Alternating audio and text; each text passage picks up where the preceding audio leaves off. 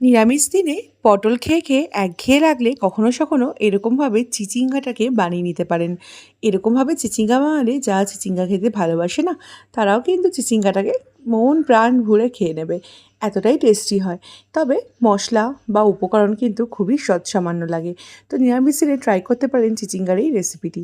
তো চলুন বন্ধুরা, দেখে নেবো রেসিপিটি। এর আগে চিচিঙ্গাটাকে একটু ছুরি দিয়ে চেঁচে নেব। এটাকে কিন্তু চোকলা ছোলার কোনো ব্যাপার থাকে না। একটা ছুরির ধারালো অংশ দিয়ে একটু চেঁচে নিয়ে তারপরে মাঝখান দিয়ে গোল গোল করে কেটে নিয়ে এটাকে এইভাবে মাঝখান দিয়ে আরেকবার এক ফালা দিয়ে এইভাবে চিচিঙ্গাগুলোকে কেটে নিতে হবে। যেরকম চাইবেন সেরকম শেপে কাটতে পারেন।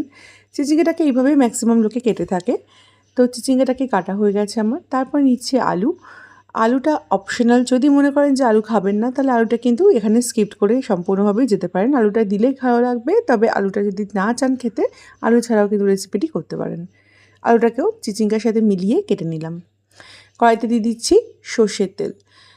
প্রায় 2 টিস্পুনের মতো সর্ষের তেল নিয়েছি। ওর মধ্যে দিয়ে দিচ্ছি সর্ষে ফোড়ন 1 টিস্পুন আর 2টো শুকনো লঙ্কা। এবার দিয়ে দেবো কেটে রাখা আলুগুলো।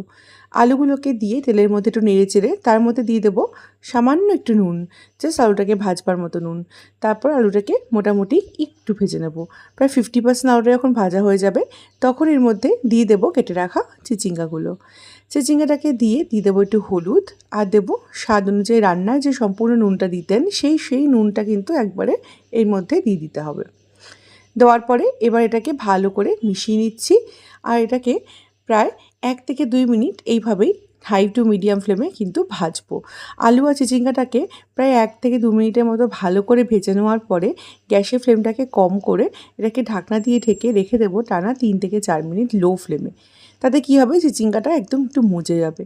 চিচিঙ্গাটা এখন মজে যাবে, তারপরে এর মধ্যে দিয়ে দেবো 3 মিনিট পর 4-5টা কাঁচা লঙ্কা চেরা আর হাফ কাপের মতো নারকেল কোড়ানো। নারকেল কোড়ানোটা কিন্তু এই রান্নার মেন ইনগ্রিডিয়েন্ট। আর দেবো 2 চামচের মতো ধনে গুঁড়ো আর সামান্য একটু গুঁড়ো লঙ্কার গুঁড়ো। গুঁড়ো লঙ্কার গুঁড়োটা যদিও অপশনাল। এবার দিয়ে এর মধ্যে দেবো সামান্য 1 টিস্পুনের মতো চিনি। তারপরে এটাকে ভালো করে লো টু মিডিয়াম ফ্লেমে একটু কষাবো। মশলাটা কষাবার সময় যদি মনে হয় একটু ড্রাই লাগছে, তাহলে একটুখানি জলের ছিটা দিয়ে দেবেন সামান্য।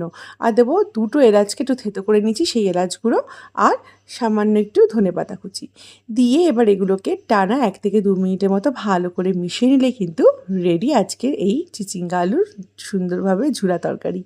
এই রেসিপিটি কিন্তু ভীষণই সহজ, করে নেওয়া খুব ইজি, আর বেশিক্ষণও সময় লাগে না রান্নাটা করতে। জাস্ট 10 থেকে 15 মিনিটের মধ্যে কিন্তু ঝটপট করে কুইক রেসিপিটি তৈরি হয়ে যায়। নিরামিষ দিনে এরকম একটা রান্না করলে কিন্তু এটা দিয়ে এক থালা ভাত কিন্তু শুধু এটা দিয়েই খেয়ে নেওয়া যায়, এতটাই টেস্টি হয় এটা।